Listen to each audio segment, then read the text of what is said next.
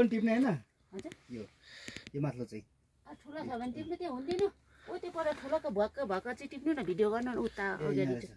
माथलो लाइनमा पो पुग्नु भयो होला हौ टिप्दै गएर त्यस्तै हुन्छ के गर्नु खै आउँदैन त नजानेको हो तान्नु तान्नु तान्नु तान्नु आएन त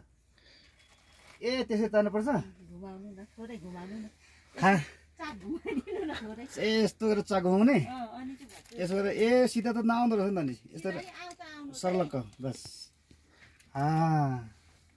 यो अरूले बनाएको यस्तो चाहिँ टिपी खानु त नजान्ने नटिप्नु नटिप्नु सानो छ अलि सानो छ उता हिँड्नु उता ल धन्यवाद यो चाहिँ अभ्यास के भन्ने अब चाहिँ खानु चाहिँ खुब मिठो हुन्छ यता दुःखहरू हेर्दाखेरि त दुःख हेर्दा सुरुको यता यहाँ भएको छ ल यो ठुलो यो टिप्ने हैन यो चाहिँ होला उताको चाहिँ ए यो ठुलो यो हेर्नुहोस् त यसले यस्तो बनाउने यस्तो गर्ने बास अब त जानिहाल्यो यस्तो गर्ने होइन त जरा पनि पायो त जरा नि हुँदो रहेछ नि त नि खतरा पराल त ननिस्किने पराले आउने गरी हैन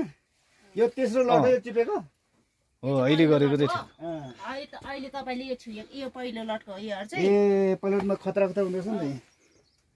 अनि त्यसपछि योहरु चाहिँ दोस्रो हो क्या योहरु चाहिँ दोस्रो हो सबै वाउ त हेर्नु त यत्रो लगभग 300 ग्राम यहाँ तल पनि छ यहाँ पनि यो अहिले ए यहाँ पनि रहेछ मुनि यस्तो पनि फल्दो रहेछ त छिप्याको पुवाल परेपछि भन्छ